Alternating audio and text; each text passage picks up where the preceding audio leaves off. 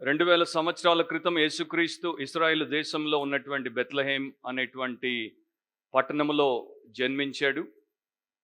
ప్రస్తుత పరిస్థితులను బట్టి బెత్లెహేంలో ఉన్నటువంటి క్రైస్తవ సంఘాలు, క్రైస్తవ సేవకులు, క్రైస్తవులు అండ్ ఆ యొక్క పట్టణ పెద్దలు ఈ 2023 క్రిస్మస్ని బెత్లెహేంలో జరపకూడదని నిర్ణయించారు.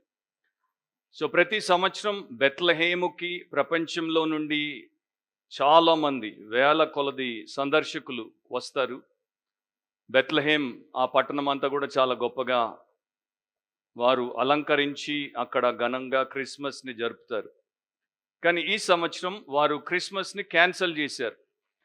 కారణం ఏంటో మీకు అందరికీ తెలిసే ఉంటుంది. అక్టోబర్ 7 హమాస్ అనేటువంటి ఒక ఉగ్రవాద సంస్థ వారు ఇస్రాయెల్ మీద చేసిన దాడి, వారు సృష్టించినటువంటి మారణ హోమం, వారు చేసినటువంటి అకృత్యాలు ప్రపంచమంతటికీ తెలుసు.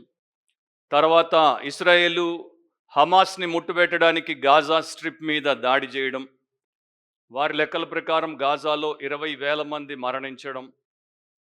అండ్ ఈ బెత్లెహేం అనే ఈ పట్టణము ప్రస్తుతము వెస్ట్ బ్యాంక్ అని పాలెస్టైన్ యొక్క ఆధీనంలో ఉన్నటువంటి ఆ ప్రాంతంలో ఉంది కనుక పాలెస్టీనియన్స్ దానికి నిరసనగా వారి యొక్క బాధను వ్యక్తపరుస్తూ క్రిస్మస్ని క్యాన్సిల్ చేశారు.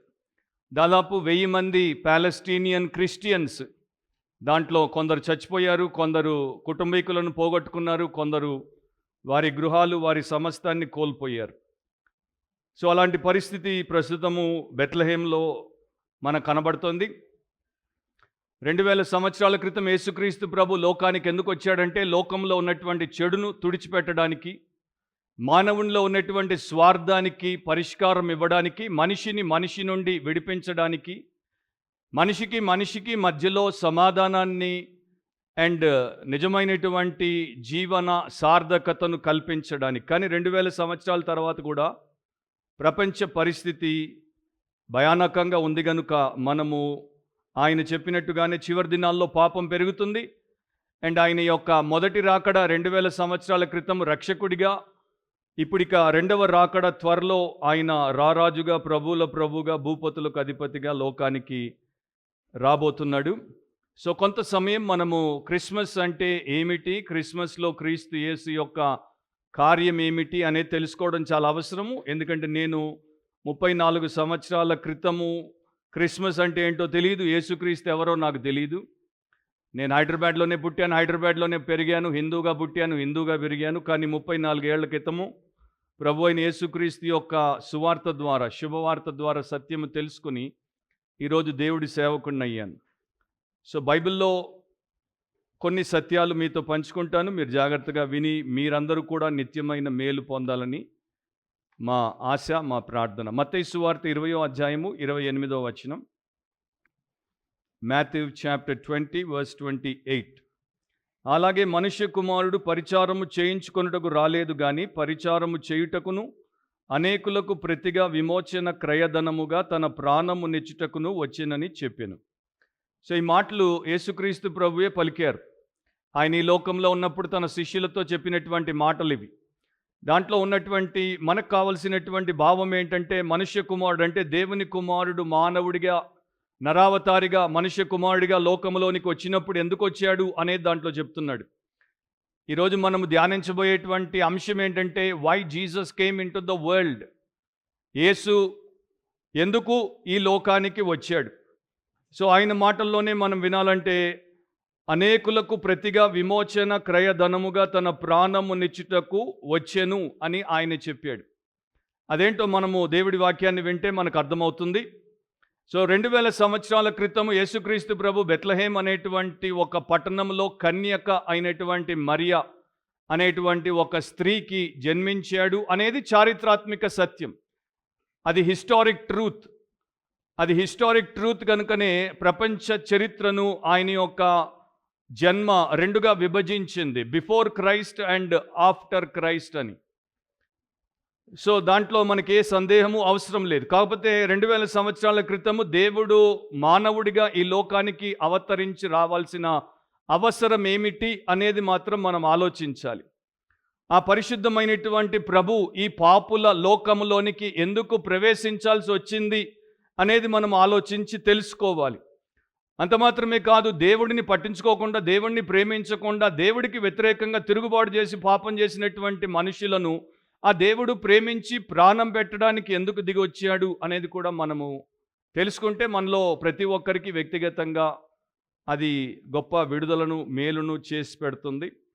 సో దేవుడి వాక్యంలో, పరిశుద్ధ బైబిల్లో అనేక విషయాలు ఉన్నాయి, కానీ ఒక 4 నేను చాలా బ్రీఫ్గా మీతో పంచుకుంటాను.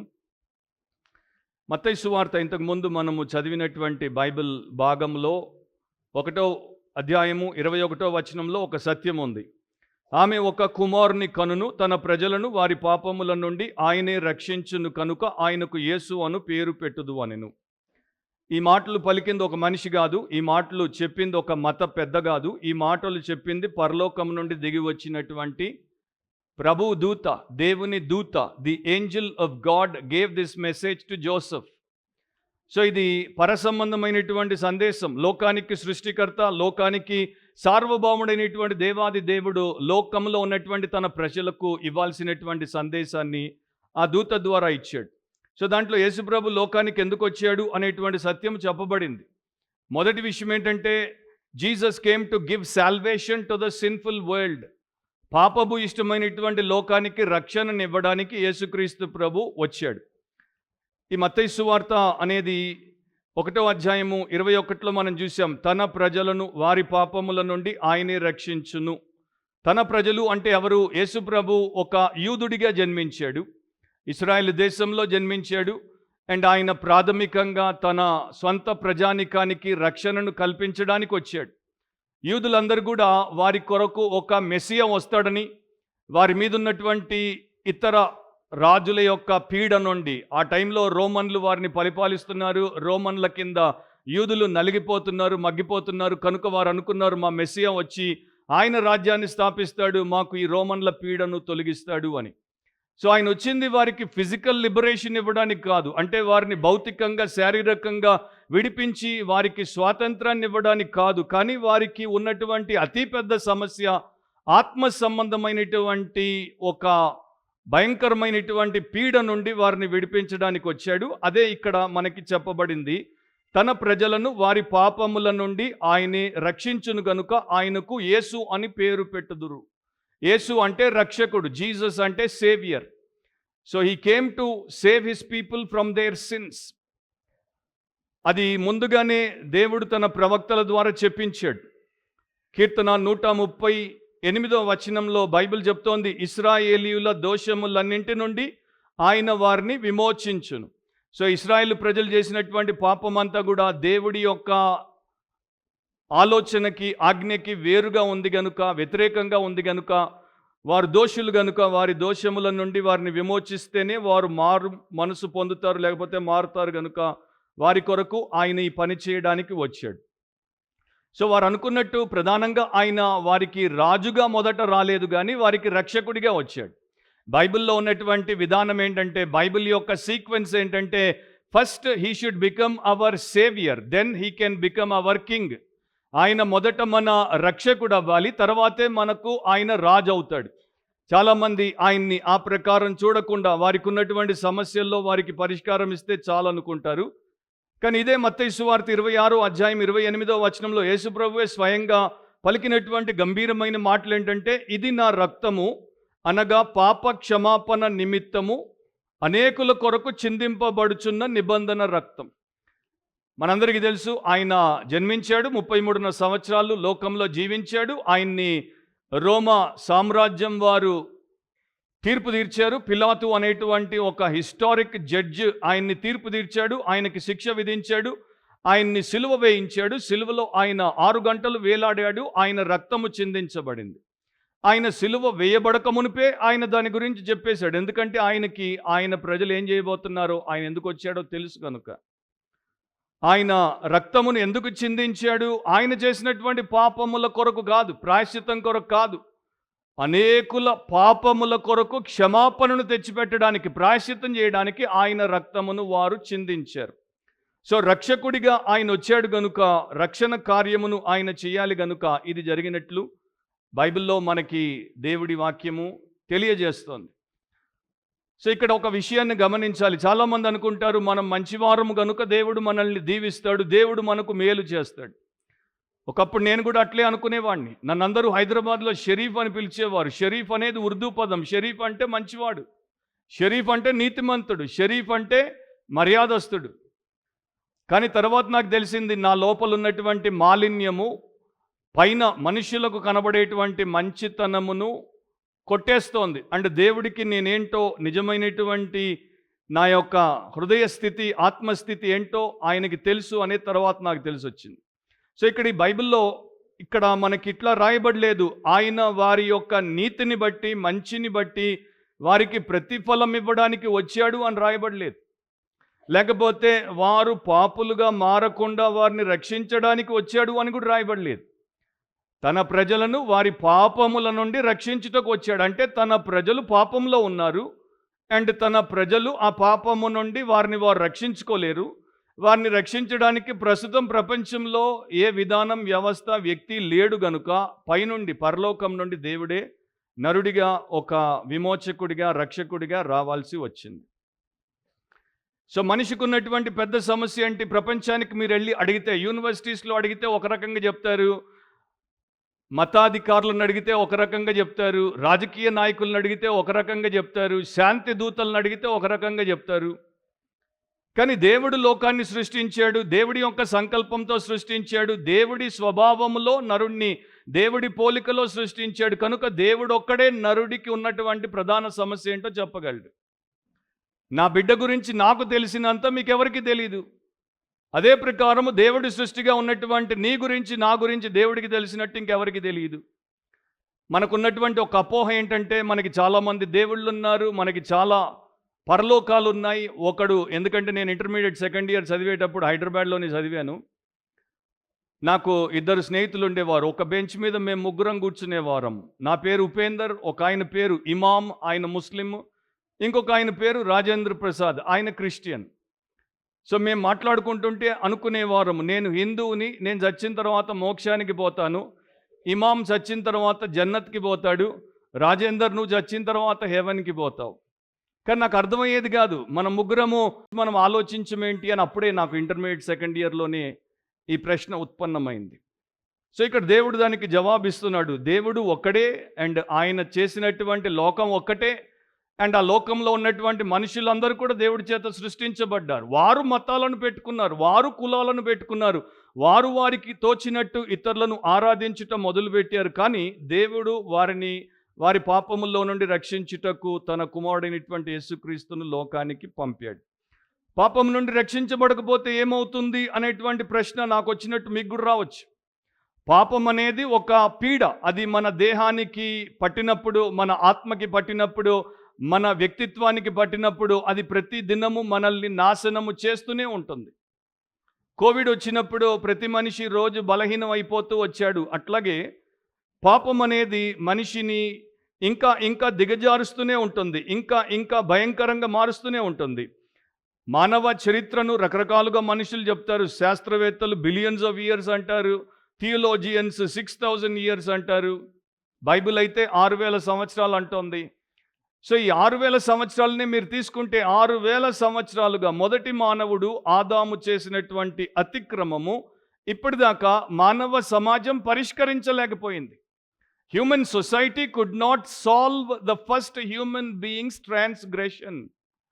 సో మనకెంత టెక్నాలజీ ఉంటే, మనకెంత సైన్స్ ఉంటే, మనకెంత ఫిలాసఫీ తెలిస్తే, మనకెంత ఎడ్యుకేషన్ ఉంటే, మనకున్నటువంటి ప్రధాన సమస్యకు మనం ఇంకా పరిష్కారం ఇవ్వలేకపోతున్నాం. ఇప్పటికి కూడా డాక్టర్లు జలుబు ఎందుకు వస్తుందో, మనిషికి దగ్గు రావడానికి కారణం ఏంటో చెప్పలేకపోతున్నారు. చాలా చాలా గొప్ప వినూత్నమైనటువంటి పరిశోధనలు చేశారు, కానీ అసలైనటువంటి దానికి పరిష్కారం లేదు. అట్లాగే మానవుల సమస్యకి పరిష్కారం మానవులు ఇవ్వలేరు కనుకనే యేసు అంటే రక్షకుడు తన ప్రజల్ని వారి పాపముల నుండి రక్షించుటకు 2000 సంవత్సరాల క్రితం లోకానికి వచ్చాడు. బిషప్ మెక్డోవల్ అనేటువంటి ఒక దేవుని సేవకుడు ఒక కన్వెన్షన్లో ఇట్లా చెప్పాడు, నేను భారతదేశానికి వెళ్ళి అక్కడ నూతనమైనటువంటి వేదాంతాన్ని వారికి నేర్పించదలుచుకోలేదు. ఎందుకంటే భారతదేశంలో ఎంతో వేదాంతం ఉంది. నేను చైనాకి వెళ్ళి అక్కడ వారికి కొత్త నీతి సూత్రాలు నేర్పించదలుచుకోలేదు. ఎందుకంటే చైనాలో చాలా పెద్ద కోడ్ ఆఫ్ ఎథిక్స్, నీతి శాస్త్రానికి సంబంధించినది ఉంది. నేను జపాన్కి వెళ్ళి అక్కడ కొత్త మత సాహిత్యాన్ని పంచదలుచుకోలేదు. ఎందుకంటే జపాన్ వారి దగ్గర మంచి మత సాహిత్యం ఉంది. కానీ నేను ప్రపంచం అంతటికి వెళ్ళినప్పుడు, భారతదేశానికి వెళ్ళినా, చైనాకి వెళ్ళినా, జపాన్కి వెళ్ళినా, ఆఫ్రికాకి వెళ్ళినా, ప్రపంచంలో ఏ మూలకి వెళ్ళినా యేసుక్రీస్తు యొక్క సువార్తను ప్రకటించుటకు వెళ్తాను. ఎందుకంటే ప్రతి ఒక్కరికి లేనిది, ప్రతి ఒక్కరికి అవసరమైనది యేసుక్రీస్తు యొక్క సువార్త. ఆయనే మనుషులను వారి పాపముల నుండి రక్షించుటకు లోకానికి వచ్చినటువంటి రక్షకుడు. సో అది మొదటి సత్యము నా ప్రియ స్నేహితులారా, సహోదరులారా. కానీ మనిషి ఏం చేస్తాడో కూడా దేవుడు చెప్పాడు. మనిషి అంత తొందరగా దేవుడి మీద విశ్వాసం ఉంచాడు, అంత తొందరగా దేవుడి మీద ఆధారపడడు, అంత తొందరగా దేవుడిని ఆశ్రయించడు. మానవుడు అనుకుంటాడు, నేను చేసుకోలేనా, నేను చూసుకోలేనా, నా సమస్యను నేను పరిష్కరించుకోలేనా. చిన్నపిల్లల్ని కూడా మీరు చూడండి, వారికి ఏదైనా ప్రాబ్లం వస్తే తల్లిదండ్రుల దగ్గరికి వచ్చి చెప్పరు. ఫస్ట్ వాళ్ళు ట్రై చేస్తుంటారు. వాళ్ళు ట్రై చేసి ఫెయిల్ అయ్యి ఇక వారికి చేతగానప్పుడు వారు పెద్దల దగ్గరికి వస్తారు. సో మనిషి కూడా అంతే, ట్రై చేస్తుంటాడు. ఒకడేమో ఎడ్యుకేషన్ని ట్రై చేస్తాడు, అంటే విద్యను ట్రై చేస్తాడు. ఒకడు మరి సైన్స్ని ట్రై చేస్తాడు, ఒకడు ధనాన్ని ట్రై చేస్తాడు, ఒకడు సుఖాన్ని ట్రై చేస్తాడు, ఒకడు వాడికి ఉన్నటువంటి స్థాయిని, ఆ యొక్క పొజిషన్ని ట్రై చేస్తాడు. బైబిల్లో దేవుడు చెప్పాడు, కొందరు రథములను బట్టి, కొందరు గుర్రములను బట్టి అతిశయపడుదురు, మనమైతే మన దేవుడైన యెహోవా నామమును బట్టి అతిశయపడుదుము. అంటే కొంతమంది వారి సొంత బలం మీద, కొంతమంది వారి సొంత జ్ఞానం మీద, కొంతమంది వారి సొంత ఐశ్వర్యం మీద, లేకపోతే వారికి ఉన్నటువంటి అంతస్తు మీద ఆధారపడి పరిష్కరించుకునేందుకు ప్రయత్నం చేస్తారు. కానీ అది వారి వల్ల కాదు. ఒక్క మనిషిని మీరు చూపించండి ప్రపంచంలో తనలో ఉన్నటువంటి ఒక్క అవలక్షణాన్ని జయించినోడిని, తనలో ఉన్నటువంటి ఒక్క పాపాన్ని తొలగించుకున్నోడిని. మనం మన డిఎన్ఏని మార్చలేం. మన ఫిజికల్ డిఎన్ఏని ఏ మనిషి కూడా మార్చలేడు. ఈ మధ్య శాస్త్రవేత్తలు దాంతో ట్యాంపరింగ్ చేసేందుకు ప్రయత్నం చేస్తున్నారు. కానీ మనం మన డిఎన్ఏని మార్చలేం. మన ఫిజికల్ డిఎన్ఏ ఎట్లా మారదో అట్లాగే మన స్పిరిచువల్ డిఎన్ఏ, మనమందరం కూడా పాపములో జన్మించాం, పాపముతోనే జీవిస్తాం కనుక దాన్ని మనము ఆల్టర్ చేయలేం. సో డిఎన్ఏ క్రియేటరే డిఎన్ఏకి సేవియర్గా వచ్చినప్పుడు దాన్ని ఆయన మార్చగలడు. సో మనలో ఉన్నటువంటి పాపము మనకి దోషారోపణని కలిగిస్తోంది, మన మనస్సాక్షిని నిర్మలంగా ఉండనివ్వదు, మన మనసుకు నెమ్మదినివ్వదు, మనకి భవిష్యత్తులో ఏమవుతుందో తెలియదు, నిరీక్షణ ఉండదు. నేను యూనివర్సిటీస్లో అడుగుతుంటాను పీజీ స్టూడెంట్లని, పిహెచ్డి స్కాలర్స్ని, మీరు చనిపోయిన తర్వాత ఎక్కడికి వెళ్తారో తెలుసా? Just last year Osmania university PhD స్కాలర్స్కి నేను సువార్త చెప్పినప్పుడు వారిలో కొందరిని అడిగాను, మీరు చనిపోయిన తర్వాత ఎక్కడికి పోతారో తెలుసా అంటే అందరూ నాకు ఇచ్చినటువంటి ఆన్సర్ ఏంటంటే సైలెంట్ స్మైల్. హూ నోస్, కొంతమంది అంటారు హూ నోస్, చనిపోయిన తర్వాత ఎవడెక్కడికి పోతాడో ఎవడికి తెలుసు. మీరు వచ్చి పరలోకం నరకం అంటారు, ఉందో లేదో ఎవడికి తెలుసు. అసలు మనలో ఏముందో ఎక్కడుందో మనకి తెలుసా? మీ లోపల ఏముందో మీరు ఎప్పుడైనా మీ బ్రెయిన్ని చూసుకున్నారా? వాళ్ళు చెప్పారు ఉందని, మీరు నమ్మారు. సరే, నాకేదో ప్రాబ్లం వచ్చింది, బ్రెయిన్ స్కాన్ చేశారు, అప్పుడు నా బ్రెయిన్ని నేను చూస్తాను. అంతవరకు 30 ఏళ్ళు 40 ఏళ్ళు నా బాడీలో ఏముందో, దేన్నైతే నేను ప్రతిరోజు భోజనం ద్వారా పోషించి, బట్టల ద్వారా కాపాడి, అనేక రకాలుగా పరిరక్షించుకుంటున్నానో దాంట్లో ఏముందో నాకు తెలియదు. అట్లాంటి నాకు లోకంలో ఏముందో నాకు తెలియదు. నా హైదరాబాద్ పట్టణంలో నేను పుట్టి ఇప్పటికి ఇన్ని సంవత్సరాలు అయిపోయింది, హాఫ్ సెంచరీ అయిపోయింది. హైదరాబాద్ అంతట్లో ఏముందో ఏం లేదో నాకు తెలియదు. ఇక ఇక్కడదే తెలియనప్పటికీ ఆ పై పెద్ద విషయాల గురించి ఎందుకు మనం కామెంట్లు చేయాలి? మన అవివేకాన్ని మనం బయట ఎందుకు పెట్టుకోవాలి? కానీ పెట్టుకుంటారు అట్లా. సో చాలామందికి చనిపోయిన తర్వాత ఏం జరుగుతుందో తెలియదు. కొందరు అంటారు పునర్జన్మ అని. బైబిల్ చెప్తోంది మనుషులు ఒక్కసారే మృతి పొందవలెను, ఆ తర్వాత తీర్పు జరుగును. అండ్ ఈ యొక్క పునర్జన్మ అనే కాన్సెప్ట్ ఆర్యుల ద్వారా భారతదేశంలోనికి రాకముందే ఎప్పుడో బబులోనియన్లు దాని గురించి చెప్పేవారు. ఒక మానవుడు 3000 జన్మలు ఎత్తితే తప్ప ఆ యొక్క సర్కిల్ నుండి బయటపడలేడని. అండ్ ప్రపంచాన్ని వారు పఠించినప్పుడు అంతా కూడా రొటేషన్లో ఉంది, ఒక సైకిల్ లాగా ఉంది. సూర్యుడు ఉదయిస్తున్నాడు, అస్తమిస్తున్నాడు, కాలాలు వస్తున్నాయి, పోతున్నాయి, మనుషులు పుడుతున్నారు, చస్తున్నారు. కనుక ఎవ్రీథింగ్ ఈజ్ రిపీటెడ్. కనుక మనిషికి మరలా జన్మ ఉంటుందని అన్నారు. దాంట్లో లాజిక్ లేదు, దాంట్లో ట్రూత్ లేదు.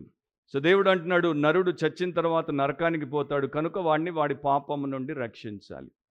సో రక్షకుడు ఎట్లా రక్షిస్తాడంటే, ఆయన మన పాపముల కొరకు శిక్షను అనుభవించి సిలువలో ఆయన పవిత్ర రక్తమును చిందించి, ఆ రక్తం ఎందుకు చిందించబడిందంటే మన కొరకు వెలగా, అనేకులకు క్రయధనముగా అని ఆయన అంటాడు కదా.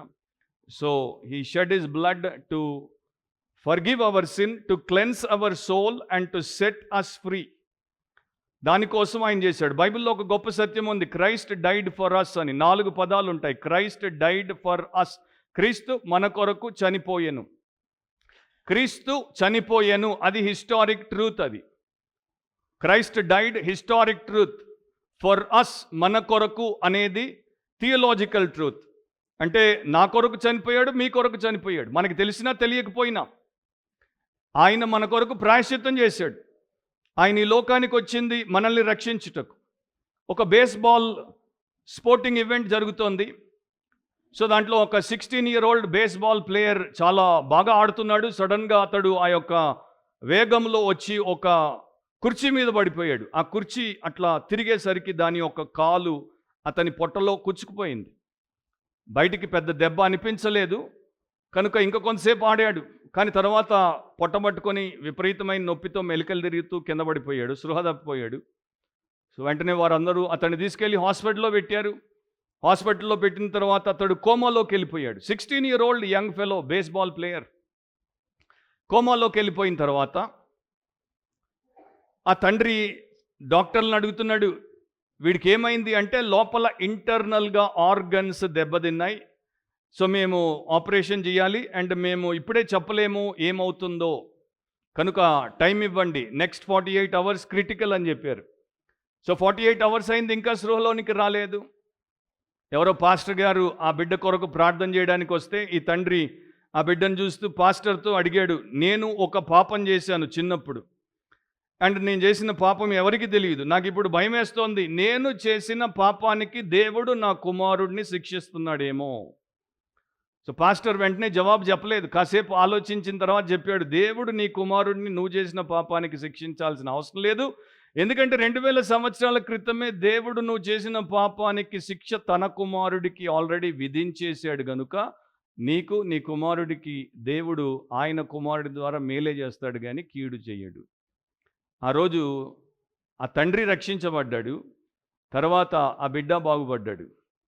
సో మన పాపముల నుండి మనల్ని రక్షించుటకు దేవుడు మన కొరకు ఎంత గొప్ప త్యాగం చేశాడో మనం తెలుసుకుంటే మనం ఆయనకి కృతజ్ఞత చెప్పకుండా ఉండలేం. జీసస్ అంటే రక్షకుడు. సో మనము ఏమడగాలంటే, జీసస్ అంటే రక్షక, నన్ను రక్షించు. జీసస్, బీ మై జీసస్, నాకు రక్షకుడిగా ఉండు, నన్ను రక్షించు. సో మన పాపం ఏంటో మనం ఒప్పుకుంటే ఆయన దాన్ని క్షమిస్తాడు, మనం దాన్ని విడిచిపెట్టుటకు సహాయం చేస్తాడు, మనం పరిశుద్ధంగా బ్రతుకుటకు ఆయన మనకి బలాన్ని, జ్ఞానాన్ని ఇస్తాడు. రెండో విషయాన్ని గమనించండి, he came to give healing to the sick world. రోగగ్రస్తమైనటువంటి లోకానికి ఆరోగ్యాన్ని ఇవ్వడానికి వచ్చాడు. ఇదే మత్తయి సువార్తలో 9వ అధ్యాయంలో 12, 13 వచనాలు బైబిల్ ఉన్నవారు చూసి చదవచ్చు. ఆయన మాట విని, రోగులకే కానీ ఆరోగ్యము గల వారికి వైద్యుడు అక్కర్లేదు కదా, అయితే నేను పాపులను పిలువవచ్చుతిని కానీ నీతిమంతులను పిలువ రాలేదు అని చెప్తున్నాడు. ఇక్కడ కాంటెక్స్ట్, సందర్భం ఏంటంటే 9వ వచనంలో యేసుప్రభు ఒక చోటికి వస్తాడు. అక్కడ ఒక మత్తయి అనేటువంటి ట్యాక్స్ కలెక్టర్ కూర్చుని ఉంటాడు. ఆ వ్యక్తిని చూసి యేసుప్రభు పిలుస్తాడు, నన్ను వెంబడించు అని, ఫాలో మీ అంటాడు. ఇశ్రాయేల్ దేశంలో ట్యాక్స్ కలెక్టర్స్ అంటే చీకొట్టబడినటువంటి వారు. ఇప్పుడు మనకు కూడా ఈ ట్యాక్స్ కలెక్ట్ చేసేవారు, ఏ ట్యాక్స్ కలెక్ట్ చేసేవారైనా మనందరికీ తెలుసు, బాగా లంచాలు లాగుతారు, పిండి పిప్పి చేసి మరీ తీసుకుని వాళ్ళు తిని బలుస్తారని మనందరికీ తెలుసు. సో ఆ దేశంలో రోమన్ ప్రభుత్వం వీరిని అపాయింట్ చేసినప్పుడు వీరు 5 to 6% తీసుకోవాలి, కానీ వీరు 15 to 20% లాగేసేవారు. దాంట్లో 5-6 రూపాయలు ప్రభుత్వానికి కట్టి మిగతాదంతా వీళ్ళు జోబుల్లో పెట్టుకునేవారు. అట్లాంటి ఒక పాపాత్ముడు మత్తయి. సో యేసుప్రభు అతని దగ్గరికి వచ్చి అతనికి చెప్తున్నాడు, నా వెంబడిరా, అతడు వచ్చేస్తాడు. ఎందుకంటే అతని పాపము చేత ఆయాసము కలిగింది, ఆవేదనలో ఉన్నాడు కనుక యేసుప్రభు పిలవగానే వచ్చేస్తాడు. సో ఆ ఇంట్లో వీరందరూ భోజనం చేసేటప్పుడు అక్కడ కొంతమంది మతాధికారులు ఉంటారు, మత పెద్దలు ఉంటారు, నిష్ట కలిగినటువంటి వారు, కానీ దేవుడితో సంబంధం లేని వారు. వీళ్ళు ఎట్లాంటి వారంటే వీరికి రిలీజన్ అనేది ఉంటుంది, మతం అనేది ఉంటుంది. మతం అనేది ఒక రొచ్చు, ఆ రొచ్చులో వీరు ఉంటారు. అండ్ వీరు ఇంకా ఇంకా మురికిగా అవుతూనే ఉంటారు, కానీ వీరిలో ఉన్నటువంటి మురికి పోదు. ఎందుకంటే దేవుడు దాన్ని తొలగిస్తాడు, దేవుడితో వీరికి సంబంధం ఉండదు. సో అట్లాంటి పరిసయ్యులు యేసుప్రభు మీద ఒక నింద మోపారు. మీ బోధకుడు, శిష్యులతో చెప్తున్నారు, మీ బోధకుడు సుంకర్లతో పాపులతో కలిసి ఎందుకు భోజనం చేస్తున్నాడు? ఎందుకంటే పరిసయ్యులు, ఈ మత పెద్దలు, ఈ యొక్క ఆచారములో మునిగి తేలేటువంటి ఈ యొక్క శుద్ధులు, మడిగట్టుకున్నటువంటి వీళ్ళు ఆ పరిసయ్యులతో సుంకులతో కలవరు. సో అది సందర్భం అన్నమాట. సో అప్పుడు ప్రభు అంటున్నాడు, రోగులకే కదా డాక్టర్ కావాల్సింది, రోగులకే కదా వైద్యుడు అవసరం, ఆరోగ్యం గలవారికి వైద్యుడు అక్కర్లేదు కదా. ఇప్పుడు నాకు జబ్బు చేయకపోతే నేను డాక్టర్ దగ్గరికి పోను, హాస్పిటల్ ముఖమే చూడను. సో జబ్బు చేస్తేనే డాక్టర్ అవసరం, వైద్యానికి మనం వెళ్ళాల్సినటువంటి అవసరం. సో ఆ కాంటెక్స్లో ప్రభు అంటాడు, నేను పాపులను పిలువ వచ్చి తిని, కానీ నీతిమంతులను పిలువ రాలేదు. మత్తయి లాంటి పాపాత్ముడిని నేను పిలిచాను, పరిసయ్యులారా మిమ్మల్ని అయితే నేను పిలవలేదు కదా. సో లోకంలో చాలామంది వారు దేవుడు అవసరం లేదనుకుంటారు. ఎందుకంటే వారు అనుకుంటారు మేము నీతిమంతులం. నేను కూడా అట్లాగే అనుకునేవాడిని. ఇంతకుముందే చెప్పాను కదా షరీఫ్ అని, అందరు నన్ను అనేవాళ్ళు షరీఫ్ అని. ఏ చెడు అలవాటు లేదు, సో చాలా మంచివాడు కనుక నాకు దేవుడు అక్కర్లేదు. అయితే మనకున్నటువంటి రోగం ఏంటో మనకి తెలిసేంత వరకు మనకు అక్కరేంటో తెలియదు. లోకంలో ఉన్నటువంటి ప్రతి ఒక్కడికి ఆత్మ సంబంధమైనటువంటి రోగం ఉంది, దాన్నే పాప రోగం అంటారు. అంటే ఈ లోకంలో దానికి వైద్యం లేదు, లోకంలో దానికి మందు లేదు, కనుకనే దేవుడు దిగి రావాల్సి వచ్చింది. అంటే మనకి రోగం అంటే ఏంటో తెలుసు. రోగం వచ్చినప్పుడు అది మొదట దేహానికి, బాడీకి నొప్పిని, అసౌకర్యాన్ని కలిగిస్తుంది, బలహీనంగా దాన్ని చేస్తుంది. పాపం అనేది ఆత్మకు కూడా అట్లాగే వేదనను కలిగిస్తుంది, దాన్ని అసౌకర్యానికి గురి చేస్తుంది, దాన్ని బలహీనపరుస్తుంది. దేహానికి రోగం వచ్చినప్పుడు ఎంతో అందమైనటువంటి యువతి కూడా రోగం వచ్చి 4 రోజులు అట్లా బెడ్ మీద పడుంటే ఆమె ముఖంలో ఉన్నటువంటి ఆ యొక్క అందమంతా పోయి వికారంగా తయారవుతుంది. అదే ప్రకారం ఆత్మకు పాపం అనే రోగం పట్టినప్పుడు వాడి ఆత్మకు దేవుడిచ్చినటువంటి సౌందర్యం పోతుంది, వాడు వికారం అయిపోతాడు. అండ్ ఈ యొక్క రోగము అది మనిషిని ఒకవేళ వైద్యం లేకపోతే తీసుకెళ్ళి చంపేస్తుంది కనుక ఆత్మకు ఉన్నటువంటి పాప రోగం కూడా మనిషి నిత్యనాశనానికి, నిత్య మరణానికి తీసుకుపోతుంది. సో ఈ రోగాన్ని మనము పరిష్కరించుకోలేం, దాన్ని పరిష్కరించుటకు పరమ వైద్యుడిగా యేసుక్రీస్తు ప్రభు వచ్చాడు. ఇప్పుడు రోగము కొందరికి ఉండి కొందరికి లేదు అని కాదు, ప్రపంచం అంతటికి రోగం ఉంది. ఎందుకంటే ఏ భేదము లేదు, అందరూ పాపము చేసి దేవుడు అనుగ్రహించి మహిమను పొందలేకపోతున్నారు. ప్రతి మనిషిలో స్వార్థం ఉంది, స్వార్థం లేని మనిషిని చూపించండి. రాజకీయ నాయకులు మేము సమాజ సేవ చేస్తామని వస్తారు. మన యొక్క నిపుణులు కొన్ని సంస్థలు ఉన్నాయి, ఫలానా ఎలక్షన్కి ఎమ్మెల్యే అయితే ఎంత ఖర్చు పెడతాడు, ఎంపీ అయితే ఎంత ఖర్చు పెడతాడు, లెక్కలేసి చెప్తున్నారు. ఎలక్షన్ కమిషన్ వారు చెప్పే లెక్క ఒకటి, అసలు ఖర్చు ఒకటి. ఇప్పుడు సింపుల్ ప్రశ్న నాది, అదేంటంటే ఒక వ్యక్తి ఎన్నికలో గెలవడానికి 50 కోట్లు ఖర్చు పెట్టేది నీకు నాకు సేవ చేయడానికా, లేకపోతే నీ దగ్గర నా దగ్గర ఉన్న సొమ్మంతా లాక్కోవడానికా? మీరు చెప్పండి. డాక్టర్లు ప్రమాణం చేస్తారు, ఆ యొక్క హిపోక్రేటస్ ఓత్ అనుకుంటాం దాన్ని, ఏమని, మేము అందరికీ నిస్వార్థంగా సేవ చేస్తాం. జస్ట్ మొన్నే 4 రోజుల క్రితమే ఒక న్యూస్ పేపర్లో ఒకటి చదివాను. ఒక ఆయన ఎప్పుడో ఇక్కడే హైదరాబాద్లో ఉన్న ఒక హాస్పిటల్కి హెర్నియా ఆపరేషన్కి వెళ్తే ఆయనకు తెలియకుండా కిడ్నీ కొట్టేశారు. ఆయన 2007లో కన్స్యూమర్ కోర్ట్ హైదరాబాద్లో దాన్ని కేసు ఫైల్ చేస్తే మొన్న జడ్జిమెంట్ వచ్చింది. ఆ హాస్పిటల్లో 4 వైద్యులు అతనికి 30 లక్షలు నష్టపరిహారం ఇవ్వాలి, ఎందుకంటే కిడ్నీ కొట్టేశారు. సో స్వార్థం లేనోడు ఒక్కడైనా ఉన్నాడా? భార్యాభర్తలనే తీసుకోండి, ఎవడి స్వార్థం వాడిదే. భర్త భార్యను వాడాలనుకుంటాడు, భార్య భర్తను వాడాలనుకుంటుంది. తల్లిదండ్రులు పిల్లలంతే స్వార్థపరులే. సో ఇట్లా ఉన్నటువంటి లోకానికి స్వస్థత అనేది అవసరం, దాన్ని దేవుడే ఇవ్వగలడు, లోకంలో ఉన్నటువంటి వారు ఇవ్వలేరు. సో ఈ స్పిరిచువల్ సిక్నెస్, ఆత్మ సంబంధమైనటువంటి రోగం భయంకరమైంది. శరీర సంబంధమైనటువంటి రోగం, నాకు ఏదైనా దెబ్బ తగిలి డయాబెటీస్ ఉండి వైద్యంలో నయము కాక అది గ్యాంగ్రీన్ అయితే ఆ చేతినో ఆ కాలునో తీసేస్తే నేను బతుకుతాను. కానీ ఆత్మకున్నటువంటి రోగము నన్ను బతకనివ్వదు, నన్ను పూర్తిగా చంపేస్తుంది. కనుకనే దేవుడు ఈ లోకానికి రావాల్సి వచ్చింది. లూకా సువార్త 5:32లో ప్రభు చెప్పాడు, మారు మనసు పొందుటకై నేను పాపులను పిలువ వచ్చి తిని కానీ నీతిమంతులను పిలువ రాలేదు. సో నేను పాపులనే పిలవడానికి వచ్చాను, నీతిమంతుల్ని పిలవడానికి రాలేదు. సో ఎవరెవరైతే వారి పాపాన్ని బట్టి దోషారోపణకు గురవుతుంటారో అలాంటి వారు యేసు దగ్గరికి వచ్చి మారు మనసు పొందడం అంటే, రిపెంటెన్స్ అంటే దాని అర్థం ఏంటంటే, అవును నేను పాపిని, నా పాపమును నేను ఒప్పుకుంటున్నాను, విడిచిపెడుతున్నాను. 180 డిగ్రీ టర్న్ అరౌండ్ అంటారు. ఇప్పటిదాకా నేను అపవిత్రమైన దాన్ని ప్రేమించాను, ఇప్పుడు దాన్ని నేను ద్వేషిస్తాను. ఇప్పుడు దాకా నేను దేవుని యందు విశ్వాసం ఉంచలేదు, ఇప్పుడు దేవుని యందు విశ్వాసం ఉంచుతాను. ఇప్పుడు దాకా దేవుడు అంటే భయం భక్తి లేకుండా ఉన్నాను, ఇప్పుడు దేవుడు అంటే భయం భక్తితో ఉంటాను. ఇప్పుడు దాకా ఆయన సత్యాన్ని తెలుసుకోలేదు, ఇక తెలుసుకుని దాని ప్రకారం బ్రతుకుతాను. అండ్ నీతిమంతులను పిలువ రాలేదని ఆయన సార్కాస్టిక్గా చెప్పాడు, అంటే వ్యంగ్యముగా చెప్పాడు. ఎందుకంటే ఆయనకు తెలుసు, ఆయనే చెప్పాడు బైబిల్లో, ఇందును గురించి రాయబడినదేమనగా నీతిమంతుడు లేడు, ఒక్కడునూ లేడు. ప్రపంచంలో సూర్యుని కింద భూమి మీద నీతిమంతుడు ఒక్కడు లేడు. There is not even a single man woman who is righteous. Every human being is unrighteous. ప్రతి మనిషి అవినీతిపరుడే. ఎందుకంటే అందరూ పాపము చేసి దేవుడు అనుగ్రహించి మహిమను పొందలేకపోవచ్చున్నారు. నెపోలియన్ గొప్ప చక్రవర్తిగా పేరుగాంచాడు. ఆయన ఎట్లా ఆలోచించేవాడంటే, ఆయన ఏమైనా చేయొచ్చు, అడిగేవారు లేరు.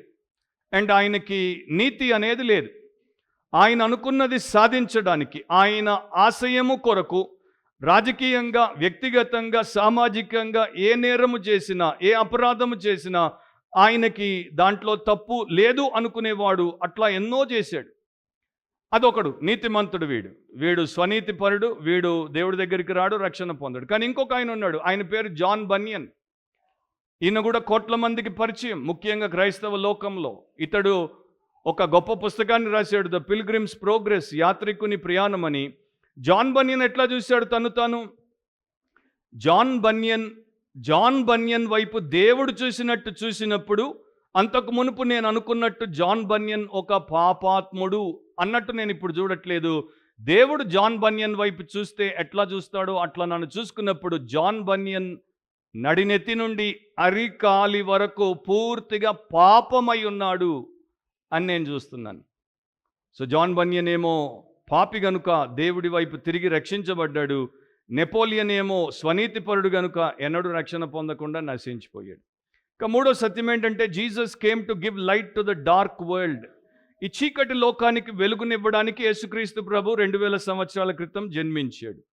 ఇప్పుడు క్రైస్తవుల్లో కూడా చాలామంది వాక్యాన్ని తెలుసుకోకుండా, వాక్యానికి లోబడకుండా ఉండేటువంటి వారు ఏం చేస్తారంటే, వారి ఇంటి మీద స్టార్ పెడతారు, లేకపోతే చాలా లైట్స్తో వారి ఇంటిని డెకరేట్ చేసుకుంటారు. నాకు అట్లా చాలామంది తెలుసు. ఒక ఆయన అయితే మా క్రైస్తవ బోధకుడే మరి జోక్ కూడా వేస్తుంటాడు, ఇంటి మీద స్టార్ ఇంటిలో బారు అని. అంటే వాళ్ళ బతుకట్లా ఉందని. సో అదంతా మనం పక్కన పెడితే, మీలో కూడా చాలామందికి క్రైస్తవులు తెలిసే ఉంటారు. ఈ క్రైస్తవులు చెప్పేది ఒకటి, చేసేది ఒకటి. వీళ్ళు వేషధారులు అని నేను ఒకప్పుడు అనుకున్నట్టు మీరు కూడా అనుకుంటూ ఉండొచ్చు. దాంట్లో సగము సత్యము లేకపోలేదు. ఈరోజు 9 గంటలకి ఢిల్లీలో ఒక చర్చికి మా కుమార్తె ఆమె తోటి పైలట్ని క్రిస్మస్ సర్వీస్కి ఇన్వైట్ చేసి తీసుకెళ్ళింది. సో అతడు ఒక హైందవుడు. ఆయన అన్నాడు, క్రిస్మస్ సర్వీస్ ఉదయమా, మార్నింగా? నాకు తెలిసి ఈవినింగ్ ఉంటుంది కదా Christmas service. You have dance and wine and what not అని అంటున్నాడు ఆయన. అంటే సాయంత్రం మీరు క్రిస్మస్ సర్వీస్కి వెళ్ళి డాన్స్ ఆడతారు, వైన్ తాగుతారు, విందు చేసుకుంటారు. కానీ మా పాప చెప్పింది, సాయంత్రము కాదు, అది చేసేవాళ్ళు క్రైస్తవులు కారు. క్రిస్మస్ అంటే దేవుణ్ణి ఆరాధించి, మనలో ఉన్నటువంటి పాపమును ఆయన పరిహరించి మనల్ని పరిశుద్ధపరచుటకు మనం వెళ్ళి కృతజ్ఞత చెల్లించడానికి జరిగేటువంటి ఒక భక్తితో కూడుకున్న సర్వీస్. సో అతడు ఇప్పుడు అక్కడికి వెళ్ళాడు, అక్కడ ఉన్నాడు కనుక అతడికి అది అయిన తర్వాత కానీ అర్థం కాదు. సో ప్రభు చెప్తున్నాడు, యోహాను సువార్త 12వ అధ్యాయం 46వ వచనంలో, నా యందు విశ్వాసముంచు ప్రతివాడు చీకట్లో నిలిచి ఉండకుండానట్లు నేను ఈ లోకమునకు వెలుగుగా వచ్చి ఉన్నాను. సో లోకము చీకట్లో ఉంది గనుక, డార్క్ వరల్డ్ గనుక, లోకానికి వెలుగుగా దేవుడే దిగి రావాల్సి వచ్చింది. అందుకనే 2000 సంవత్సరాల క్రితం ఆయన ఈ లోకానికి దిగి వచ్చాడు. సో ఆయన యోహాను సువార్త 8వ అధ్యాయం 12వ వచనంలో చాలా స్పష్టంగా అంటాడు, నేను లోకానికి వెలుగై ఉన్నాను. I am the light of the world and I have come to give the light of life. నేను వచ్చింది జీవపు వెలుగును ఇవ్వడానికి. సో దేవుడు ఏమంటున్నాడంటే, ప్రతి మనిషి చీకటి అయి ఉన్నాడు. ఎందుకంటే పాపము చీకటితో పోల్చబడింది. దేవుడు పరిశుద్ధుడు కనుక దేవుడు వెలుగై ఉన్నాడు. అందుకనే దేవుడికి మానవుడికి సహవాసం అనేది ఉండదు. ఎందుకంటే దేవుడు పవిత్రుడు, మనిషి అపవిత్రుడు కనుక ఎట్లా లైట్ అండ్ డార్క్నెస్ కలుసుకోవు, అట్లాగే దేవుడు నరుడు కలుసుకోలేడు. సో నేను అనుకున్నాను, నేను ఉత్తర భారత్కి దక్షిణ భారత్కి అన్ని చోట్లకి వెళ్ళి ఈ మతాచారానికి పూజా పునస్కారాలకి నన్ను నేను అప్పగించుకున్నప్పుడు నేను అనుకున్నాను దేవుడి పట్ల భక్తిని కనపరుస్తున్నానని. కానీ నాకు తర్వాత కానీ తెలియలేదు నాకు దేవుడికి సంబంధం లేదు, నేను ఒక ఆచారాన్ని అలవాటు ప్రకారం చేశానని.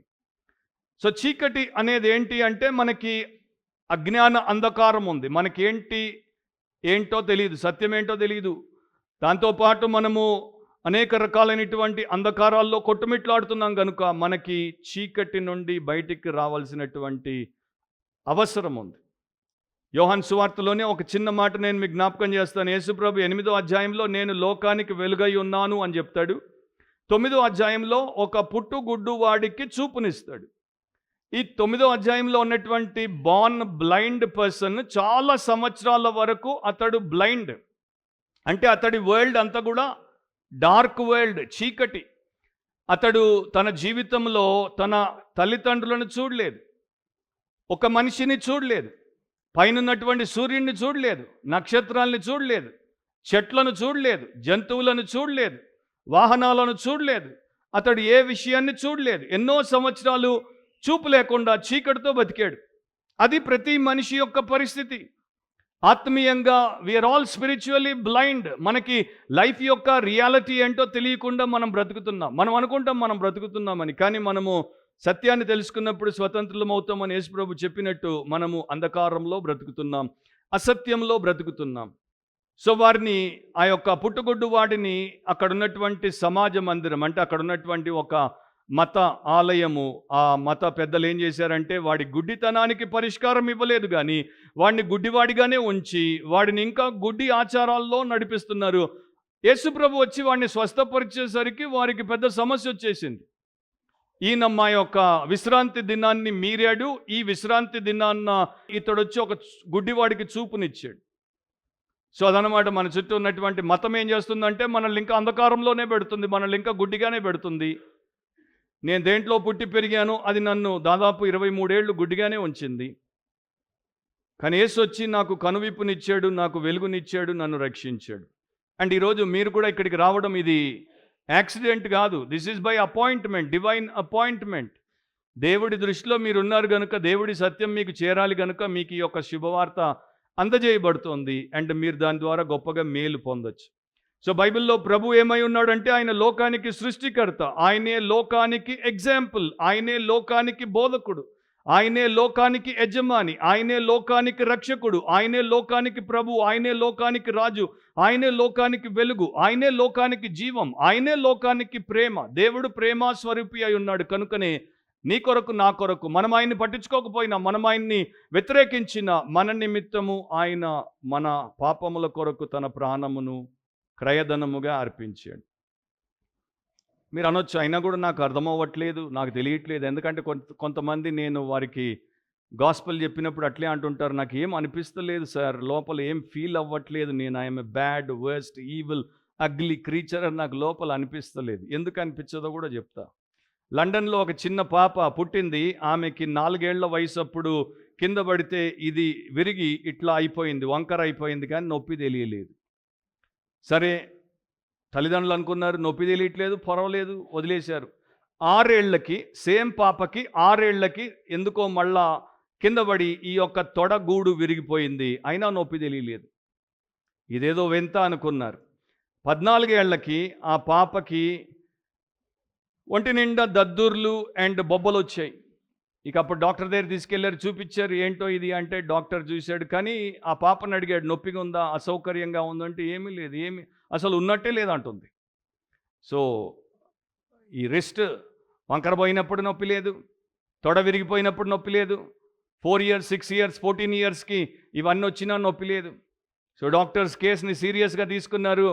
ఈమె ఇన్సెన్సిటివ్ టు పెయిన్, అంటే నొప్పికి ఈమె స్పృహించట్లేదు, ఆ స్పృహ లేదు. ఈమె కేసు ఏంటని వారు స్టడీ చేసిన తర్వాత వారు దాన్ని డయాగ్నోస్ చేశారు. వారి డయాగ్నోసిస్ ఏంటంటే గ్యాంగ్లీ న్యూరోపతి అంటారు దాన్ని. గ్యాంగ్లీ న్యూరోపతి అంటే బ్రెయిన్కి ఈ యొక్క నొప్పి ఉన్నటువంటి స్థలాలకి మధ్యలో ఉన్నటువంటి కనెక్షన్ తెగిపోయింది కనుక ఈ నొప్పి సిగ్నల్ బ్రెయిన్కి రాదు, కనుక వారికి నొప్పి తెలియదు. కుష్ఠోళ్ళకు కూడా నొప్పి తెలియదు చూడండి, చేయి గాలిపోతుంటుంది అయినా వారికి తెలియదు. సో మనిషి ఎట్లాంటి చీకట్లో ఉన్నాడంటే వాడు ఏమై ఉన్నాడో అనే స్పృహ లేదు. ఐఎమ్ బ్లైండ్ అని నాకు తెలియదు, యు ఆర్ బ్లైండ్ అని మీకు తెలియదు. And we're insensitive to pain. మన మనస్సాక్షి మొద్దుబారిపోయింది కనుక మనకి అసలు ఇది మంచి ఇది చెడు అని తెలుసుకోలేనటువంటి పరిస్థితికి వచ్చేసాం. ఇప్పుడు సోషల్ మీడియా మీరు చూస్తే మీకు అందరికీ అర్థమైపోతుంది హ్యూమన్ సొసైటీ అంతా ఇన్సెన్సిటివ్ అయిపోయిందో. చివరి point, 4th point, he came to give abundant life to the dead world. మృతమైన లోకానికి సమృద్ధి గల జీవాన్ని ఇవ్వడానికి వచ్చాడు యేసుప్రభు. యోహాను సువార్త 10వ అధ్యాయం 10వ వచనంలో 2వ భాగంలో అంటాడు, గొర్రెలకు జీవము కలుగుటకును అది సమృద్ధిగా కలుగుటకును నేను వచ్చి తినని మీతో నిశ్చయముగా చెప్పుచున్నాను. గొర్రెలు అని ఎందుకు వాడాడంటే ఆయన ఇక్కడ ఒక ఎనాలజీ వాడుతున్నాడు, ఒక రూపకాన్ని, ఒక సాదృశ్యాన్ని వాడుతున్నాడు. ఆయన మంచి కాపరి, తన ప్రజల కొరకు ప్రాణం పెట్టే కాపరి, వారిని పోషించి పరిరక్షించే కాపరి కనుక ఆయన కాపరిగా, షెపర్డ్గా అండ్ వారు షీప్గా, గొర్రెలుగా ఆయన వారికి చెప్తున్నాడు. సో ఆయన ఎందుకు వచ్చాడంటే అబండెంట్ లైఫ్ని ఇవ్వడానికి, సమృద్ధి గల జీవం. ఈ రోజున ప్రపంచవ్యాప్తంగా చాలా మెగా చర్చెస్ ఉన్నాయి, మీరు కూడా చూసే ఉంటారు. హైదరాబాద్లో కూడా ఒక మెగా చర్చ్గా పేరుగాంచినటువంటి చర్చ్ ఉంది, లక్షల మంది వెళ్తారు అక్కడికి. కానీ ఈ లక్షల మంది ఎందుకు వెళ్తారో తెలుసా? వారికి జీవన సంబంధమైనటువంటి సమృద్ధి కొరకు వెళ్తారు, భౌతిక సమృద్ధి కొరకు వెళ్తారు, ఫిజికల్ అబండెన్స్ కొరకు. మాకు బాగా డబ్బు కావాలి, మాకు మంచి ఉద్యోగం, మంచి జీతం కావాలి, మేము 4 బిల్డింగులు కొనాలి, లేకపోతే 2 ప్లాట్లు కొనాలి, మాకున్న అప్పు పోవాలి, మా బిడ్డలు మంచిగా చదవాలి, వారికి వీసాలు రావాలి. సో వీళ్ళంతా కూడా దేనికోసం పోతున్నారు? దేవుడి దగ్గరికి ఎందుకు వస్తారు? మెజారిటీ ఆఫ్ రిలీజన్స్లో ప్రపంచవ్యాప్తంగా మీరు మనిషిని తీసుకుంటే దేవుడి దగ్గరికి ఎందుకు వస్తాడు? ముఖ్యమైనటువంటి నాయకుల్ని మీరు అడగండి, ముఖ్యమంత్రులను అడగండి, మంత్రులను అడగండి. మీరు ఈరోజు అక్కడికి పోయారు, ఆ మతస్థలానికి, అక్కడ మీరు ప్రార్థన పూజ చేశారు, ఏమడిగారంటే అందరూ బాగుండాలి, అందరూ క్షేమంగా ఉండాలి, అందరికీ ఏ కొరత ఉండొద్దు. అది అందరికీ లభించాలంటే అందరికీ ఉన్నటువంటి సమస్య ఫస్ట్ పోవాలి, పరిష్కారం అనేది రావాలి. అందరిలో పాపం ఉంది, స్వార్థం ఉంది, అహం ఉంది, మదం ఉంది, క్రోధం ఉంది, కామం ఉంది, ధనమోహం ఉంది. ఇవి పోతేనే కదా ఇవన్నీ వచ్చేది. సో మనిషి ఎట్లా ఉన్నాడంటే అసలు వేరులాగా ఉన్నటువంటి రూట్ కాజ్ ఏంటో తెలుసుకోకుండా, దాన్ని వాడు సాల్వ్ చేయకుండా పైన సూపర్ఫిషియల్గా ఏదో ఇదైపోవాలి అదైపోవాలనుకుంటే ఎట్లా? సో యేసుప్రభు వచ్చింది అబండెన్స్ ఆఫ్ థింగ్స్ని ఇవ్వడానికి కాదు, సమృద్ధి గల వస్తువులు ఇవ్వడానికి కాదు. యేసుప్రభు వచ్చింది ఎందుకంటే సమృద్ధి గల జీవమును ఇవ్వడానికి. అండ్ అది ఆయన చాలా చక్కగా మరి మనిషికి నిజమైనటువంటి నిస్వార్థతనిచ్చి, వాడికి యథార్థతనిచ్చి, వాడికి పరిశుద్ధతనిచ్చి, వాడికి ఇతరుల మీద ప్రేమనిచ్చి, వాడికి సమాధానాన్నిచ్చి, వాడికి జ్ఞానాన్ని, బలాన్నిచ్చి, వాడి జీవితాన్ని సార్థకము చేసే విషయంలో వాడికి సమృద్ధి గల జీవాన్ని ఇస్తాడు. కానీ ఇంకొక మాట దాంట్లోనే అదే వచనంలో ముందు చెప్పాడు, దొంగతనమును హత్యను నాశనమును చేయుటకు వచ్చును కానీ మరి దేనికిని రాడు. దీన్ని రకరకాలుగా తీసుకోవచ్చు, నేను ఒక 2 మాటలు చెప్పి ముగిస్తాను. దొంగ, ఎవరు దొంగ అంటే మన సమాజాన్ని, మన లోకాన్ని మీరు తీసుకుంటే దొంగలు మనకు అనేక రకాలుగా, అనేక రూపాల్లో వస్తారు.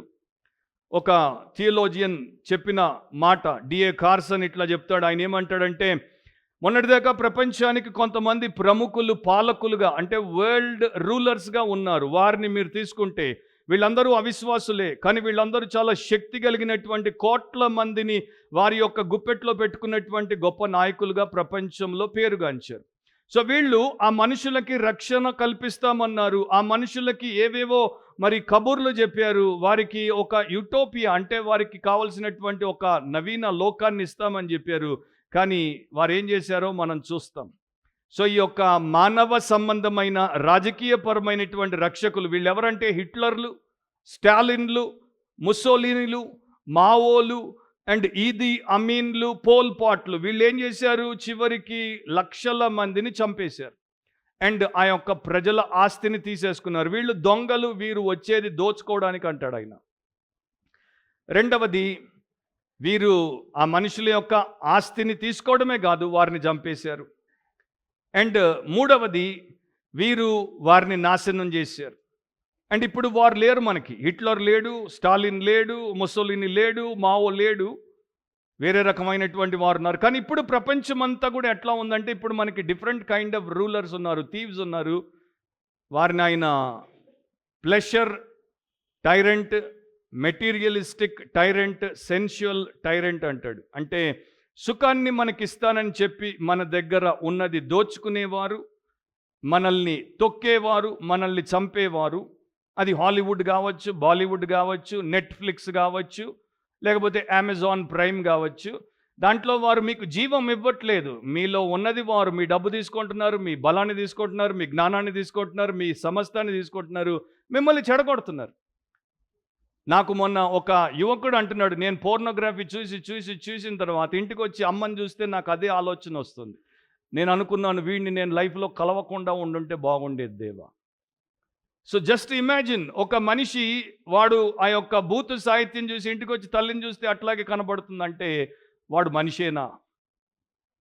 డాక్టరే ప్రతి విధమైనటువంటి రోగాన్ని చూస్తాడు, పోలీసోడే ప్రతి విధమైనటువంటి హత్యను చూస్తాడు. అట్లాగే మనిషిలో ఉన్నటువంటి ప్రతి హేయమైన నీచమైన పాపాన్ని మాలాంటి పాస్టర్లు వింటారు, చూస్తారు. సో మీరు ఆలోచించండి. సమాజం, మనము కాస్ట్లీ ఫోన్స్ కొంటాం, దాంట్లో డబ్బు పెట్టి ఇంటర్నెట్ వేసుకుంటాం, దాంట్లో వారికి సబ్స్క్రిప్షన్ ఇచ్చి మనం ఆ సర్వీసులు తీసుకుంటాం. అవి మన దగ్గర డబ్బు దోచుకుంటున్నాయి, మన దగ్గర లైఫ్ దోచుకుంటున్నాయి, మన దగ్గర దేవుడి కొరకు ఉపయోగపడేటువంటి, ఇతరులకు మేలు చేసేటువంటి ప్రతి మంచి లక్షణాన్ని దోచుకుంటున్నాయి, మనల్ని చెడగొడుతున్నాయి. సో వీటినే దొంగ అంటాడు ఆయన. ఆదాము అవ్వలు మొదటిసారి దేవుడి ఆజ్ఞను మీరు పాపం చేసినప్పుడు జీవ వృక్ష ఫలమును తినకుండా దేవుడు వారిని తరిమేశాడు.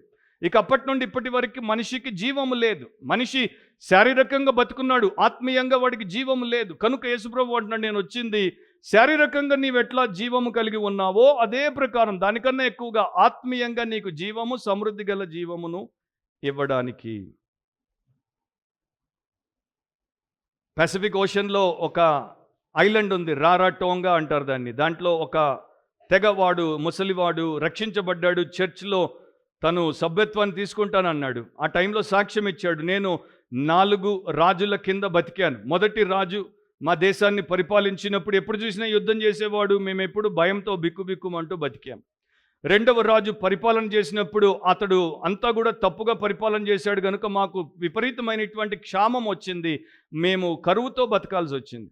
మూడవ రాజు వాడు బలహీనుడు గనుక, బుద్ధిహీనుడు గనుక వేరేవాడు వాడి మీద దాడి చేస్తే వాడు లొంగిపోయాడు కనుక మేమందరము చెల్లా చెదరైపోవాల్సి వచ్చింది. ఎవడెట్టిపోయాడో ఎవడికి తెలియదు. ఆ టైంలో మేము సువార్త విన్నాం. ఆ మూడవ రాజు హయాంలో మేము దేవుణ్ణి తెలుసుకున్నాం. అప్పుడు 4వ రాజు వచ్చాడు, యేసుక్రీస్తు అనేటువంటి నిజమైన రాజు వచ్చాడు. ఆ రాజుల రాజు వచ్చాడు, ఆ సమాధానపు అధిపతి అయిన రాజు వచ్చాడు, ప్రేమకు రాజుగా వచ్చాడు, పరలోకం నుండి దిగి వచ్చాడు. ఆ రాజు మా హృదయములను జయించాడు. ఆ రాజు ముందున్న 3 రాజులు జయంతి చేశాడు. సో నా ప్రియ స్నేహితులారా, సహోదరులారా, ఆ రాజే మనకు కావాలి. సో నేను యేసు ద్వారా మేలు పొందాలి, యేసు ద్వారా నేను నిత్యమైనటువంటి జీవాన్ని పొందాలి, సమృద్ధి గల జీవాన్ని పొందాలంటే ప్రభు అంటున్నాడు, ప్రయాసపడి భారం మోసుకొనుచున్న సమస్త జనులారా. క్రైస్తవులారా అనట్లేదు, సమస్త జనులారా అంటే ప్రపంచంలో ఉన్న ప్రతి ఒక్కరూ నా యొద్దకు రండి, నేను మీకు విశ్రాంతిని అనుగ్రహిస్తాను. సో అది క్రిస్మస్లో ఉన్నటువంటి గొప్ప శుభవార్త. క్రిస్మస్ శుభవార్త ఏంటంటే ఆయన పరలోకం నుండి దిగి వచ్చింది దిగజారిన మనల్ని పైకి హెచ్చించడానికి. ఆ యొక్క ఐశ్వర్యవంతుడు పేదవాడిగా మారింది మన దారిద్రము నుండి మనల్ని ఐశ్వర్యవంతులుగా చేయడానికి. ఆయన జన్మించింది మనము అపరాధాల్లో పాపాల్లో చచ్చిపడినటువంటి మనము క్రొత్తగా జన్మించడానికి. ఆయన బానిసగా దాసుడిగా మారింది మనల్ని దేవుడికి కుమారులు కుమార్తెలుగా చేయడానికి. ఆయన ఈ లోకంలో ఉన్నప్పుడు తలవాల్చుకోవడానికి కూడా ఇల్లు లేదన్నాడు. మనందరికీ పరలోకంలో ఒక పెద్ద మ్యాన్షన్ని కట్టడానికి. ఆయన ఆకలి కొనింది మన ఆకలిని తీర్చడానికి. ఆయన దప్పికొన్నది మన దాహాన్ని తీర్చడానికి. ఆయన వస్త్రాలు వారు విప్పదీసింది మనకు ఆయన నీతి వస్త్రాలు తొడగడానికి. చేయడానికి ఆయన విసర్జించబడిన మనము తిరిగి దేవుడితో సంబంధాన్ని పెట్టుకోవడానికి ఆయన దుఃఖాన్ని అనుభవించింది. మన దుఃఖము నుండి మనల్ని సంతోషంలోనికి తీసుకురావడానికి ఆయన కట్టివేయబడింది, మన కట్లను తెంచి మనల్ని విడిపించడానికి. అండ్ ఆయన చనిపోయింది మనకు జీవాన్ని ఇవ్వడానికి. ఆయన మన కొరకు పాపముగా చేయబడింది, మనల్ని మనకు లేని నీతితో నీతిమంతులుగా మార్చడానికి. ఆయన కిందికి వచ్చింది మనల్ని పరలోకానికి, నిత్య జీవానికి తీసుకెళ్ళడానికి. సో అది క్రిస్మస్ శుభ సందేశం. ఒక సేవకుడు ఉండేవాడు, ప్రపంచ ప్రముఖ సేవకుడు. ఆయన పేరు డొనాల్డ్ గ్రే బార్న్ హౌస్. ఆయన కారులో ఒక చోటికి వెళ్తున్నప్పుడు టైర్ పంక్చర్ అయిపోయింది. ఆయన ఆగి రోడ్డు మీద నిలబడి చూస్తుంటే వెనకాల ఒక పెద్ద ట్రక్ వస్తుంది. సో ట్రక్ డ్రైవర్ నాపాడు, చెప్పాడు, నాకు టైర్ పంక్చర్ చేసి పెట్టు, నీకు ఎంతైనా ఇస్తాను. సో వెంటనే డ్రైవర్ దిగేసి అది చేసే ప్రయత్నం చేస్తున్నాడు. కానీ కారు లోపల చాలా పుస్తకాలు ఉన్నాయి, దాదాపు 160 పుస్తకాలు ఉన్నాయి. సో ట్రక్ డ్రైవర్ అడిగాడు, ఏంటి ఆ పుస్తకాలు అంటే, నేను ఒక క్రైస్తవ పాస్టర్ని, అవన్నీ కూడా దేవుడి భక్తి పుస్తకాలు అంటే. ఓహో, భక్తి పుస్తకాల, నా భార్యకు భక్తి అంటే ఇష్టం, నాకైతే బొత్తిగా లేదు, నాకు భక్తి లేదు, గిక్తి లేదు అని చెప్పి టైర్ని పంక్చర్ చేస్తున్నాడు. అతడి కుక్క అతడితో దిగి ఉంది. సో కుక్క పక్కనే ఉంది. కుక్క అతన్ని మాటికి నాకుతుంటే ఇతడు కూడా తల నిమురుతున్నాడు. అండ్ మధ్యలో మాటల్లో ఈ పాస్టర్కి చెప్పాడు, ఈ కుక్క నేను ఒకసారి ఒక చోట ఊబిలో దిగజారిపోతుంటే, చచ్చిపోబోతుంటే ఇది నన్ను బయటికి లాగి రక్షించింది. అందుకని ఈ కుక్కకి నేను రుణపడినట్టు ఇంకా ఎవరికి లోకంలో రుణపడను. నా భార్యకి కుక్క అంటే ఇష్టం లేదు, కానీ నాకు ఇది ఎంత ఇష్టం అంటే, నా కాళ్ళ దగ్గరే బెడ్ మీద, భార్య ఇక్కడ ఉంటే ఇది నా పక్కనే కాళ్ళ దగ్గర పడుకుంటుంది, ఇది నా భోజన బల్ల దగ్గర నాతో భోజనం చేస్తుంది, ఇది నాతో ఉండని క్షణం ఉండదు, నేను ఎక్కడున్నా నా కుక్క ఉంటుంది, ఎందుకంటే నా కుక్క నా ప్రాణాన్ని కాపాడింది. సో టైర్ పంక్చర్ చేసి లేచి నిలబడినప్పుడు డొనాల్డ్ గ్రే బార్న్ హౌస్ డబ్బిస్తూ చెప్పాడు, ముఖం పెట్టి కంట్లో కన్ను పెట్టి చూస్తూ చెప్పాడు, నిన్ను కేవలం ఇంకొన్ని సంవత్సరాలు బ్రతికించడానికి ఊబిలో నుండి బయటికి లాగిన కుక్కకి నీవు అంత రుణపడి ఉంటే, నిన్ను తన పోలికలో సృష్టించి నిన్నెంతవరకు ప్రేమించి నీకు బుద్ధి బలాన్నిచ్చి నిన్ను ఇంకా పరిరక్షించి నీ కొరకు ప్రాణం పెట్టి నిన్ను రేపు నరకము నుండి రక్షించుటకు అంత గొప్ప రక్షణ కార్యం చేసినటువంటి యేసుక్రీస్తు అంటే నాకు భక్తి బొత్తిగా అవసరం లేదన్నావు, నీవు వివేకము గల వ్యక్తివేనా? కుక్క పట్ల, డాగ్ పట్ల నీకున్నటువంటి ఆ యొక్క కృతజ్ఞత నీ సృష్టికర్త అయినటువంటి దేవుడి పట్ల, గాడ్ పట్ల నీకు లేదా అంటే ఫస్ట్ టైం వాడికి కనువిప్పు కలిగింది. సో నా ప్రియ సహోదరి సహోదరులారా, మనం కూడా కనువిప్పు కలిగితే మీకు అందరికీ ఈ లోకంలో, రాబో లోకంలో సంపూర్ణమైనటువంటి దీవెన యేసుక్రీస్తు ద్వారానే లభిస్తుంది. ఎందుకంటే ఆయన చెప్పాడు, నేనే మార్గము, నేనే సత్యము, నేనే జీవం, నా ద్వారానే తప్ప ఎవడనూ పరలోకానికి రాలేడు. సో చిన్న ప్రార్థన చేస్తాను, తలంచండి, కళ్ళు మూసుకోండి అండ్ ఆలోచించండి. 34 ఏళ్ల క్రితం నేను ఉపేందరను, నేను హిందూగా పుట్టి హిందూగా పెరిగి నా స్నేహితుడు బలవంతంగా నన్ను ఒక చర్చికి తీసుకెళ్తే అయిష్టంగా పోయాను. కూర్చున్నప్పుడు పాపులను రక్షించుటకు క్రీస్తు యేసు లోకమునకు వచ్చాను అన్న మాటలు నన్ను రక్షించాయి. అప్పటిదాకా నేను పాపినను ఒప్పుకోలేదు, షరీఫ్ను అనుకున్నాను. కానీ ఆ రోజు దేవుడు నాకు చూపించాడు నా పాపం ఏంటో, నా అంతరంగ స్వభావం ఏంటో, నా ఆత్మలో ఉన్నటువంటి అపవిత్రత ఏంటో. ఆ రోజు నేను నా పాపం ఒప్పుకొని, ఎవరు నాకు చెప్పలేదు, ఆ రోజు నేను అక్కడే ఆ మీటింగ్లో నా పాపం ఒప్పుకొని విడిచిపెట్టాను. దేవుడు నన్ను క్షమించాడు, ఆయన పవిత్ర రక్తంలో నా పాపం అంతటిని కడిగి వేశాడు, నన్ను శుద్ధి చేశాడు, నన్ను క్రొత్త సృష్టిగా మార్చాడు. దాని తర్వాత నేను దేవుని సేవకుడిగా మారాను. సో మనలో నెక్స్ట్ అవర్ అంటే తర్వాత గంట ఎవరు బ్రతికుంటారు ఎవరికి తెలియదు. అండ్ ఈ సమయంలో ఒకడు పాపములోనే చచ్చిపోతే వాడు నిత్య నరకానికి, అగ్ని గంధకాలతో మండే గుండానికి, దేవుడి నుండి శాశ్వతము వేరయ్యే స్థలానికి వెళ్తాడు. అట్లా ఎవరు వెళ్ళకూడదనే అనేకుల కొరకు క్రయధనముగా తన ప్రాణమునివ్వడానికి, వారిని రక్షించుకోవడానికి యేసుప్రభు వచ్చాడు. నీకు నీ మీద ఎంత ప్రేమ ఉందో దానికన్నా యేసుకు నీ మీద 10 రెట్లు ప్రేమ ఉంది. అందుకనే నీ కొరకు నీవు చావడానికి ఇష్టపడవేమో, కానీ దేవుడు నీ కొరకు చనిపోయి సమాధి చేయబడి ముందు చెప్పినట్టు 3వ దినం తిరిగి లేచాడు. సో యేసుక్రీస్తుని గురించి ఆలోచించు, తీవ్రంగా ఆలోచించు. నీ జీవితం, నీ మరణం తర్వాత ఏంటి అనేది ఆలోచించు. లోకానికి ఎక్కువ టైం లేదు. బైబిల్లో మీకు నేను సవాల్ చేస్తున్నాను, బైబిల్ చదవండి, చివరి పుస్తకం ప్రకటన గ్రంథం చదవండి. ప్రస్తుతం ప్రపంచంలో ఏమేమి జరుగుతున్నాయో అవన్నీ ఆయన చెప్పినట్టే జరుగుతున్నాయి. కనుక మనము పాపక్షమాపణ పొంది ఆత్మరక్షణ పొందితే క్షేమంగా ఉంటాం, సమృద్ధి గల జీవాన్ని కలిగి ఉంటాం. పరిశుద్ధుడు అయిన తండ్రి, ప్రియులందరినీ మీరు ఈరోజు మీ సన్నిధానానికి తీసుకుని వచ్చారు. వారు మీ శుభవార్త వినడానికి వారికి ఒక మంచి అవకాశాన్ని ఇచ్చారు. మీ సత్యము వారిని స్వతంత్రులుగా చేయుటకు సహాయం చేయండి. ప్రతి ఒక్కరిని ప్రభువా మీరు కనికరముతో క్షమించి రక్షించండి. రక్షించబడిన వారిని రూపాంతరపరిచి మీరు మహిమ పొందమని, యేసు అంటే రక్షకుడని, రక్షకుడి అయిన తర్వాతే రాజుగా ఆయన ఉండగలడని మేమందరము తెలుసుకొని మీ సమాధాన రాజ్యంలో బ్రతుకుటకు సహాయం చేయమని యేసు ప్రభు శ్రేష్టమైన నామమును అడిగి ప్రార్థిస్తున్నాం తండ్రి, ఆమేన్. మీరు మా సంఘ ఆహ్వానాన్ని మన్నించి మా మధ్యకి వచ్చినటువంటి ప్రియులందరికీ, స్నేహితులందరికీ మా కృతజ్ఞతలు. And wish you all soul saving, life shaping, Christ loving, God glorifying and eternally blessed holy Christmas. God bless you.